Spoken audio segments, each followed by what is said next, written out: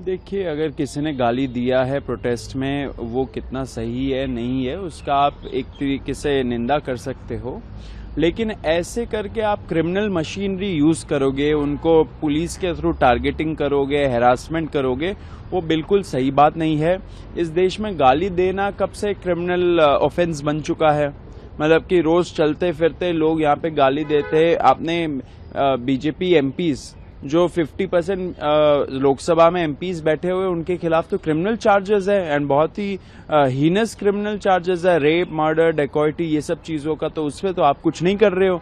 किसी ने एक दो गाली बक दी, उस पे अगर आप ऐसे करके उनको टारगेट करोगे, आप कुछ नहीं करना चाह रहे हो, आप एक टारगेट करके उनका एग्जाम्पल बनाना चाह रहे हो। ये एकदम ही कंडेमेबल चीज है।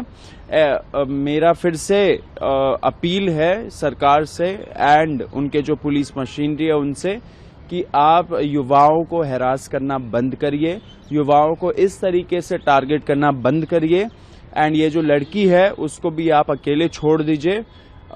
ऐसे पुलिस का दुरुपयोग करना इन सारे ऐसे मामलों में ये बिल्कुल ही एक्सेप्टेबल नहीं है किसी के लिए भी।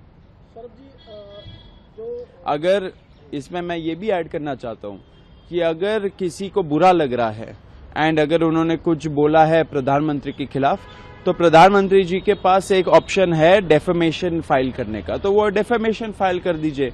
लेकिन आप पुलिस के थ्रू टारगेटिंग करा रहे हो, वो बहुत गलत बात है। युवाओं को आप टारगेट मत करिए, हैरास मत करिए, हमें एक्सेप्टेबल नहीं है। सुप्रीम कोर्ट के आदेश के बाद दिल्ली पुलिस ने अब सभी जो एफआईआर केस जो कार्रवाई है वो चलाने के लिए मना किया है। जी देखिए जो कल दिल्ली गवर्नमेंट का नोटिफिकेशन निकला, वो एक पॉजिटिव डेवलपमेंट है। बहुत स्ट्रगल के बाद हम लोग जीते, सारे युवाओं की जीत हुई है। धर्मेंद्र प्रधान का जो इस्तीफा था वो हमारा मेन डिमांड था एंड वो हम जीते। It's historic. एक तरह से हम देश के युवाओं ने इतिहास रच दिया।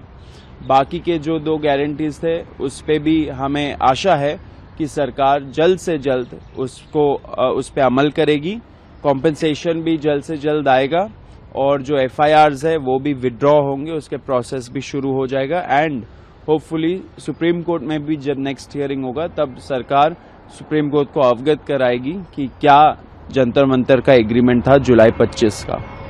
Saurabh ji, as a Indian citizen मैं ऐसे आपसे पूछ जानना चाहूँगा, जितनी जो वीडियो वायरल हो रही है उसके खिलाफ कई जो मतलब गवर्नमेंट को सपोर्ट नहीं करते, वो लोग भी इसके अगेंस्ट उसको अप्रोच कर रहे हैं, मतलब बेकार बता रहे हैं कि गलत चीज़ की उसमें। आप उसको कैसे देखते हैं? देखिए, कुछ लोगों को बेकार लग सकती है, कुछ लोगों को नहीं लग सकती है। इन सब चीजों पे हमें नहीं पड़ना चाहिए। क्या क्रिमिनल मशीनरी, मतलब कि आप पुलिस को यूज करके ऐसे चीजों को बंद करवा सकते हो, बिल्कुल गलत बात है। अगर आप पुलिस को यूज करके टारगेट कर रहे हो, हैरास कर रहे हो, किसी की बोली आपको सही नहीं लगती है, तो उसके लिए पुलिस नहीं लगाना चाहिए।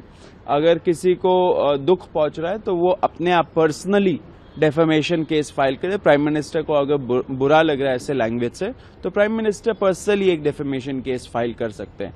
लेकिन पुलिस मशीनरी का इसमें कोई रोल नहीं है। पुलिस अगर यूज किया जा रहा है तो इसे यूज किया जा रहा है क्योंकि वो टारगेट करना चाहते हैं युवाओं को एंड इस लड़की के थ्रू एक एग्जाम्पल भेजना चाहते हैं, एग्जाम्पल सेट करना चाहते हैं। ये बहुत ही कंडेमेबल है, निंदनीय चीज है।